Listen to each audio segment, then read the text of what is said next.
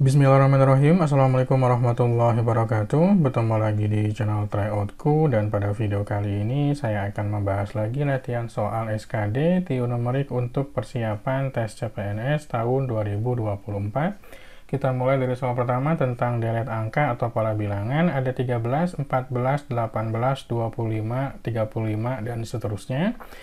13 ke 14 itu dia plus 1, kemudian 14 ke 18 itu adalah plus 4, kemudian dari 18 ke 25 itu plus 7. Udah terlihat polanya ya, 147 dia plus 3 ya, 25 ke 35 itu plus 10, berarti 35 ke pola berikutnya adalah ditambah 10 tambah 3 ya, 13. Jadi jawabannya 48 ada di pilihan jawaban yang A.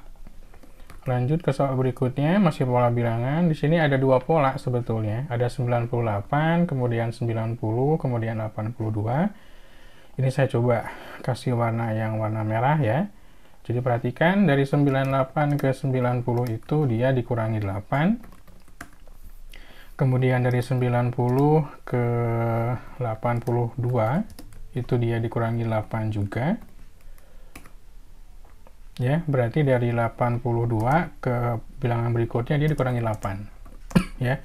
Jadi ini ada 74. 74 itu yang ini ya, yang pola terakhir ya. Itu ada di pilihan D, tapi kalau teman-teman mau coba bahas yang pola satu lagi boleh. 162 cuma terlalu pendek dia polanya. Ke 54 itu bagi 3 ya, dibagi 3, kemudian berarti 54 ke angka berikutnya itu dibagi 3 juga ya, jadi 18. Cocok memang polanya. Jadi jawabannya yang D ya, 18 dengan 74. Lanjut ke soal nomor 3. Hasil dari 2,1 dibagi 0,7 dikurangi 2/4 dikali 3/4. Perhatikan di sini angka desimalnya bisa kita hilangkan ya, karena anggap aja hilang seimbang. 21 bagi 7 itu 3. Kemudian perhatikan angka 2 dengan 4, perkecil, dapat 1, dapat 2. 1 kali 3, 3. 2 kali 4, 8. Jadi 3/8.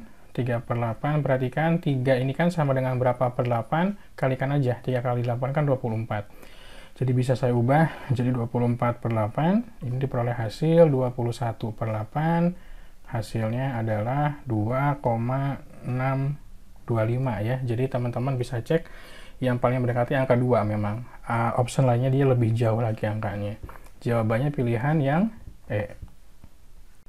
Soal nomor 4, jika 5A min B sama dengan 5 dan A plus 3B sama dengan 17, maka hubungan kuantitas antara A dan B adalah, perhatikan kita buat persamaan ya, 5A min B sama dengan 5, ini kalau misalkan adalah bentuk B sama dengan 5A dikurangi 5, kita anggap sebagai persamaan yang pertama.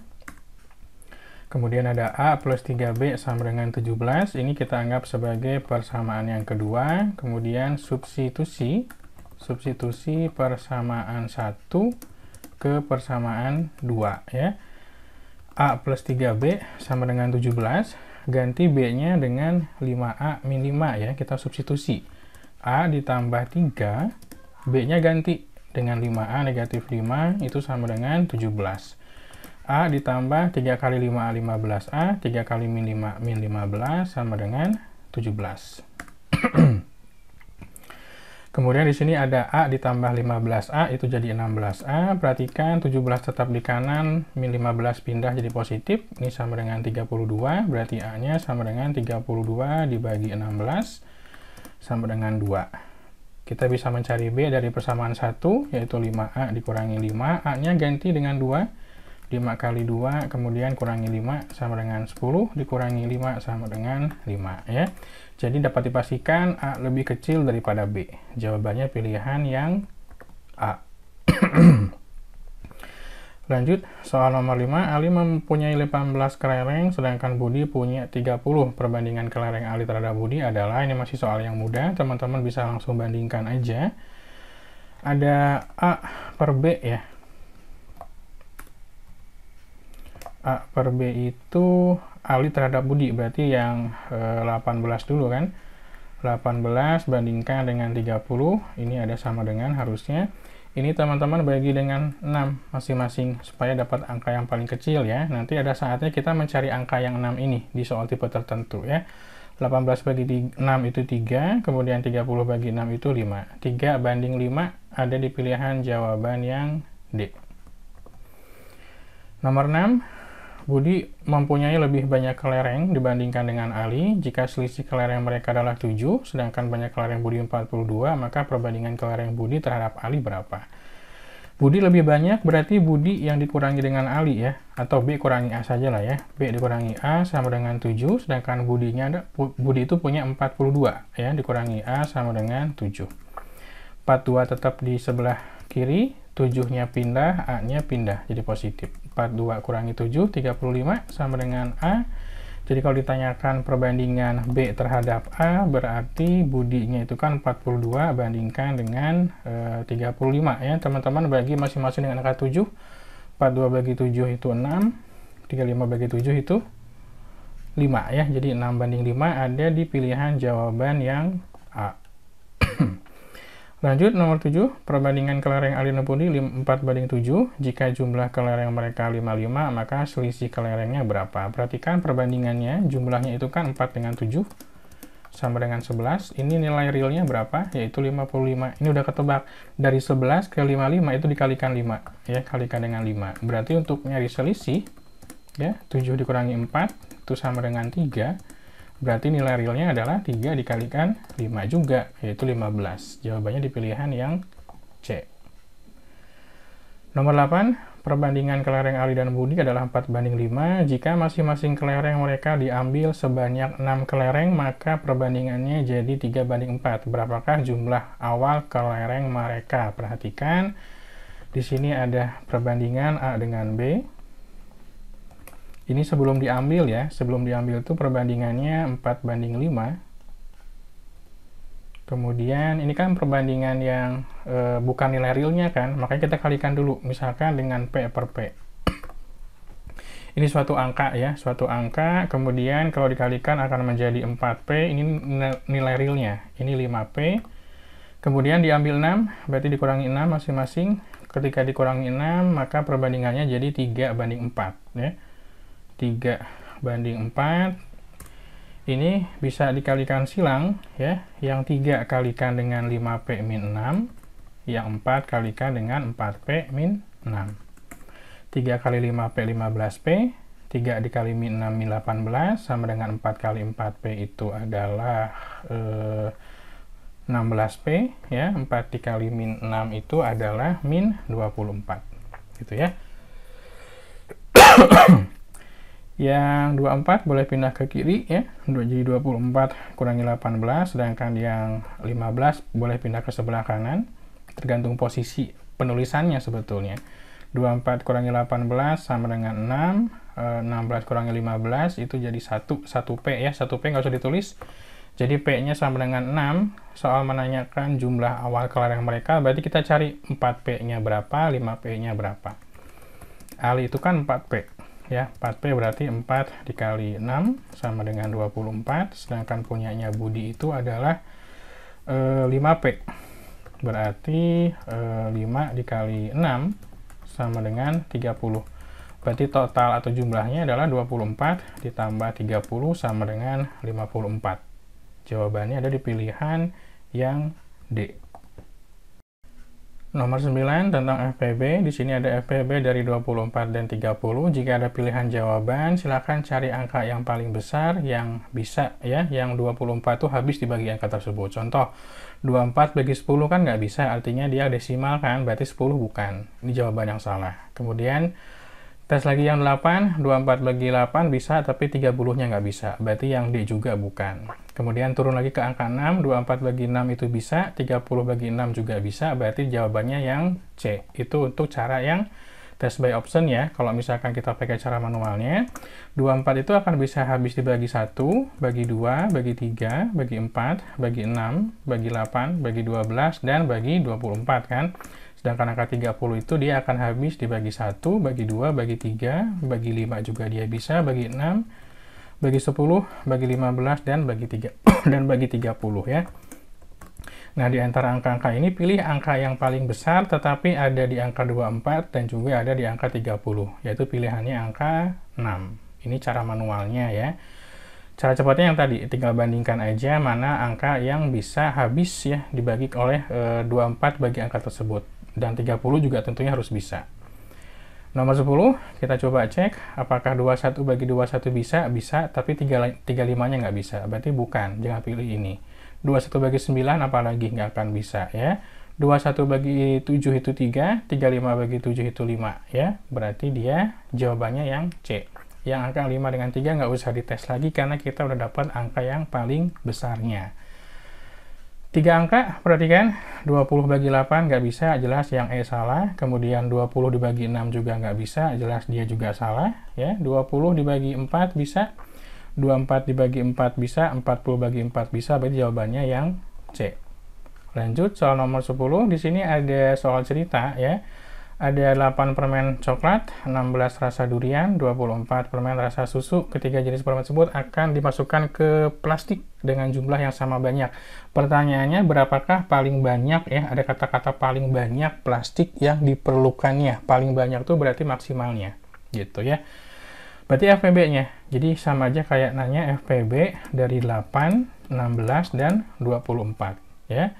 Dibagi 3, kita cek angka yang paling besar. Dibagi 10 jelas nggak bisa ya. Dibagi 8 apakah bisa? 8 bagi 8 bisa, 16 bagi 8 bisa, 24 bagi 8 juga bisa, berarti jawabannya yang B. Yang 4 bisa dibagi, cuma dia masih kecil. Ini kan pertanyaan paling banyak ya, paling banyak plastik yang diperlukan. 13 masih ada hubungan dengan FPB. Sekarang kalau misalkan ditanyakannya berapakah jumlah semua permen di setiap plastik. Perhatikan, tadi kan FPB-nya udah ketemu ya, di soal sebelumnya kan 8 kan. Berarti yang coklat itu 8 bagi 8 sama dengan 1. Kemudian yang durian itu tadi 16 dibagi 8, karena FPB-nya 8 yaitu 2. Kemudian rasa susu itu 24, teman-teman bagi 8 juga karena FPB-nya 8 ya, 3. Jadi total permen setiap plastiknya itu adalah 1 ditambah 2 ditambah 3 ya. Ini sama dengan 6. Ada di pilihan yang E. Nomor 14 tentang peluang. Di sini ada peluang sebuah dadu. Kalau sebuah dadu ya, satu dadu itu berarti ruang sampelnya ada 6, mata dadunya ada 6. Berapakah peluang munculnya bilangan kurang dari 5? Kurang dari 5 berarti 5-nya tidak ikut. 1, 2, 3, dan 4. Ini ada 4 kemungkinan. Jadi peluangnya itu adalah banyaknya kemungkinan dibagi total RS. RS itu ruang sampelnya ada berapa? Ya, jadi 4. 4 dibagi 6 sama dengan 2/3. 2/3 kita cek apakah ada, jawabannya di pilihan yang E ya. 15, sekarang 2 buah dadu ya. 2 dadu itu berarti RS-nya sama dengan 6 pangkat 2 ya. 6 pangkat 2 itu sama dengan 36. Atau yang umum keluar memang kalau nggak 1 pasti 2 dadu ya. Berapakah peluang munculnya angka kembar? Angka kembar itu 1 dengan 1, kemudian 2 dengan 2, kemudian 3 dengan 3, 4 dengan 4, kemudian 5 dengan 5, dan 6,6 ya. Ini ada 6 kemungkinan. Berarti peluangnya sama dengan 6/36. 6/36 itu kalau kita sederhanakan masing-masing dibagi 6 ya. Atas dapat 1, bawah dapat 6. 1/6 tidak ada, tetapi ada pilihan yang lainnya. Ini kan pecahan istimewa ya, jadi 0,167 jawabannya. Karena ini kan 16666 dibulakan jadi 0,167. Pilihannya yang pilihan D. Nomor 16 masih soal peluang tapi dalam bentuk koin. Kalau 2 koin logam itu ya, 2 logam itu ini ruang sampelnya ada 4 ya. Kurang lebih seperti ini. AG dengan AG, karena cuma ada 2 kemungkinan, berapakah peluang munculnya kedua uang koin bermuka gambar? Bermuka gambar tuh cuma ada 1 aja ya. Saya kasih tanda warna merah ya. Jadi cuma ada 1 yang bermuka gambar tuh 1, berarti peluangnya teman-teman bisa langsung bandingkan 1/4 ya. 1, kemudian sampel totalnya ada 4 ya. 1/4 tidak ada, tapi teman-teman kalikan 100%, maka diperoleh hasil 25%. Pilihannya yang D. 17, 3 buah koin ya. Kalau 3 logam berarti ini ada 2 pangkat 3, ada 8 ruang sampel. Ini saya coba ke atasin dulu ya. Ruang sampelnya ada 2 pangkat 3, 8, sedangkan untuk kemungkinannya ini saya sudah coba buatkan kurang lebih seperti ini. Ini yang atas, ini untuk 2 koin, kemudian kita gabung ke 1 koin lagi. Perhatikan peluang munculnya minimal 2 angka. Minimal 2 angka berarti yang 3 boleh ikut ya. Ini saya kasih tanda warna merah. Ini juga boleh, sorry jangan merah deh, warna biru aja. Warna biru, yang ini juga boleh ikut ya. Yang minimal 2 angka ya. Ini nggak boleh ikut, ini boleh ikut. Jadi totalnya kan ada 8, sedangkan kemungkinannya itu cuma ada 4. Jadi 4/8, 4 dibagi ruang sampel, kalikan 100%. Ini sama artinya dengan 1/2, kalikan 100%, jadi 50% ya. Jawabannya ada di pilihan yang E. 18, soal tentang perbandingan 3 variabel ya. Di sini ada lapangan rumput ya. 2 lapangan rumput. Ini akan dihabiskan oleh 3 kambing dalam waktu 5 hari gitu ya. Kemudian kalau misalkan ada 6 ekor kambing mau menghabiskan 8 lapangan rumput.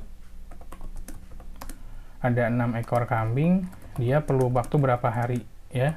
Nanti kita misalkan dengan X aja. Ini teman-teman langsung bisa pakai perbandingan langsung aja. 2/8 ya, sama dengan 3 kali 5 atau ditulis 3.5 juga boleh. 6, saya misalkan X ya, dicarinya ya berarti 6X dia. Yang ini teman-teman bisa coba sederhanakan, yang 3-nya dicoret dengan 6, habis 3-nya ini sisa 2 ya. Yang 2 dicoret juga dengan 8, ini dapat 4 gitu ya. Ini dapat 1, ini dapat 2, teman-teman tinggal kalikan silang aja. X-nya berarti 2 kali 5. X sama dengan 10, berarti 10 hari baru akan habis. Lanjut, nomor 19, sekarang perbandingan 8 lemari. 8 lemari itu kan dibuat oleh 4 pekerja yang kerja selama 6 hari. Ya, kalau misalkan ada berapa nih, 15 pekerja yang kerja selama 2 hari, dia kira-kira bisa buat berapa lemari ya. Kita bandingkan langsung. 8 per X ya, kita misalkan dengan X. 4 kali 6-nya boleh langsung ditulis 24 atau dikalikan dulu boleh. 15 dengan 2-nya juga boleh. Ini biar gak susah nyoretnya, saya kalikan aja ya. 4 kali 6 kan 24, 15 kali 2 kan 30 ya, sama aja caranya hasilnya. 8 dengan 24 teman-teman bisa coret, dapat 1, ini dapat 3, 3 dengan 10 juga bisa, dapat 1, dapat 10.